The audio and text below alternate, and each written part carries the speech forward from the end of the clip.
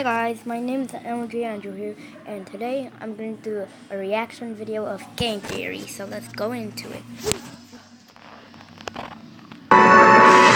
Hello Internet! Welcome to Game Theory, where today the goal is to solve the biggest gaming mystery of 2016 before it even exists. For once I'm gonna get the jump on you, Scott Cawthon, and here's how I'm gonna do it. We'll know that Scott loves dropping little teaser hints on his site, but this time he's tipped his hand a bit too far. Enough for me to get a solid theory going on a lot of key elements we'll see hidden throughout his newest installment, Sister Location. And while some clues come from the teaser images and trailers themselves, the biggest revelations this time have come from the source code on Scott's website. So get ready for a comprehensive preview of what Scotty has in store, because by the end we'll have looked at every, and I mean every element of this franchise, from the original series of games, to the novel, to FNAF World, to the ever-evolving source code on ScottGames.com, in our attempt to expose the facts behind the next trip to Freddy's. Now, Scott hiding hints in the coding of his site is nothing new. It was the source code that started the whole Bite of 83 versus 87 debate back during FNAF 4. But this time it's a bit more than just a mere hint of what's to come. It is a Because that's my favorite song. I don't know how to sing it. What the fully fledged story. So let's take this line by line. This first big chunk Only of when the I beginning watch starts the off video. like a collection of letters and punctuation, but upon further inspection, you can make out repeated numbering patterns and letter combinations representing days of the week. When pieced together, it becomes a schedule looking like this, listing out the days when certain animatronics are either available, booked, needed for a private party, or mat, either in maintenance or needed for a matinee show. It's unclear which. It's also worth mentioning that 4 animatronics are specifically called out here: BBY for Baby, BAL for Ballora, and FTF for both Funtime Freddy and Funtime Foxy. Now, for those of you who don't follow every scrap of information about these games, let me explain. Reddit discovered that Scott had gone and copyrighted various names, presumably for these new animatronics, and here we see it being confirmed. More on some of these guys in a minute. The thing I want to call out first is that there's clearly a 5th animatronic in this schedule,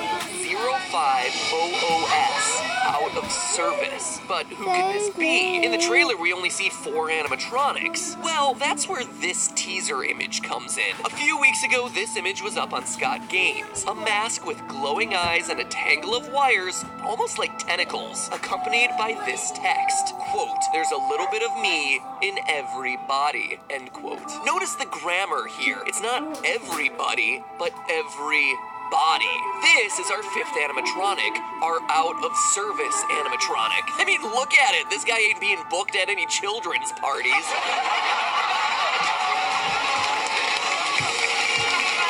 But that's not all we can conclude about him. The text indicates that a piece of him, his soul, his mechanisms, whatever, is in every other animatronic body. This could have 2 possible explanations. Either he's possessed the other animatronics and is controlling them, which would explain the "don't hold it against us" line from the teaser trailer we hear over and over again.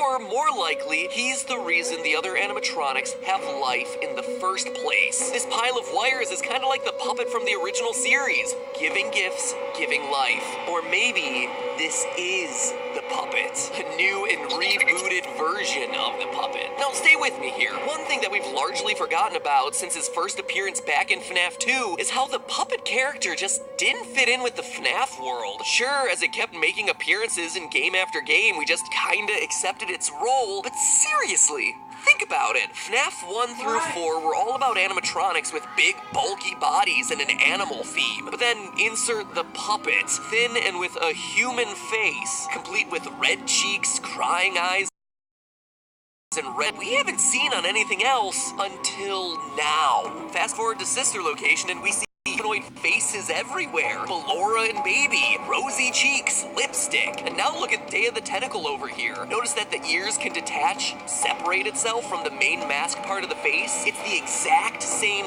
silhouette that our puppet's face has had since the second game. Additionally, if you look at the trailer for Sister Location very closely, you discover what may be a very cool Easter egg. In the reflection of Funtime Foxy's cheek, we see something. For all the other animatronics, it's a part of their body. For Ballora the ballerina, we see the reverse of her arm and earrings. For Baby, it's her finger and bow. But Foxy here is reflecting something that has a bright red dot besides two colored streaks, aka a bright red cheek and two streaming tear tracks. It's like that time we covered reflection mapping to find Super Smash Bros. Hidden location. Could that be the puppet's face reflection mapped onto the model of Foxy's skull? Regardless though, if you ask me, we haven't seen the last of the puppet in whatever form he comes in, and based on the designs of these characters, Sister Location might finally be giving us the origin story we've long been waiting for. Now, hopping back to the source code, the next section shows us that there seems to be 3 file directories for various clients. The first is for a place called Chica's Party World, the second for private birthday parties, and the third for CRMN Institute. I can only assume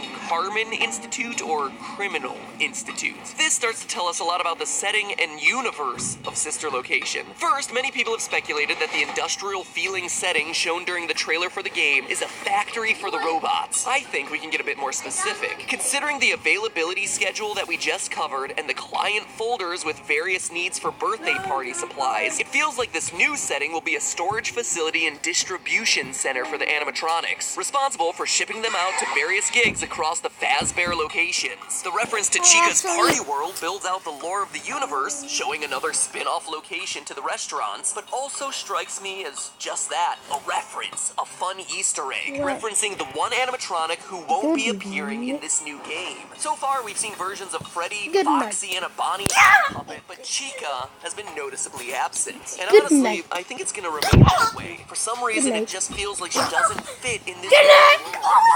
Chica's Party World is a fun nod to a character that will be sorely missed. But to me, of all this section, the most crucial client is the last one, the CRMN Institute. Notice when you look at it that it has a subfolder called Project. This, to me, is incredibly important since every teaser image Scott has posted on the site related to Sister Location has been labeled Project.jpg. Seems like a generic naming convention, right? Wrong. I went to an Internet Archive database and dug through the source code of all the past teaser images from all of Scott's past games, only to find that his labeling system has been very consistent. His FNAF World images were all labeled FNAFWorld.jpg. Images about the book were labeled FNAF the Novel.jpg. Even FNAF 4 teasers shared the titling of simply 4.jpg. The fact that Sister Location's images are all labeled Project and that there's a client directory hinting at some mysterious institute and a secret project going on there says to me that if we're not headed to a distribution center, then we're going to a place where these guys are getting experimented on, which ties in with the trailer of these guys are being experimented on, a project at some mysterious institute, and you can bet that they're not happy about it. But perhaps the most crucial detail hidden in the source code is the last line, a line that blows the door wide open on the story for this new game. Service log, maintenance, CO, or care of, AFTN Robotics. Afton Robotics. What the heck is that? It's a good question. If you're like 99% of the fan base and only know the games, this might not ring a bell. But if you happen to buy and then make it through all 500 pages of the Five Nights at Freddy's Silver Eyes novel, then that name sets off all sorts of alarms. You see, in the book, the Fredbear and Fazbear restaurants were founded by 2 men. The first is named Henry. He's the father of the main character and the creative half of the company, the one responsible for designing and building the robots that we all know and love. The other co-owner was, ready for this? William Afton, and he was in charge of the business side of the restaurants. Paperwork, taxes, things like that. So to see Afton Robotics in the source code teasing Sister Location is huge. They know to tell you. The stories of Sister Location and Silver Eyes are linked. But get ready for this. Here's the bigger twist. So what am I saying? Don't hold it against William them. Afton Look. is what we fans of the game would know as Don't hold it against them. Ow!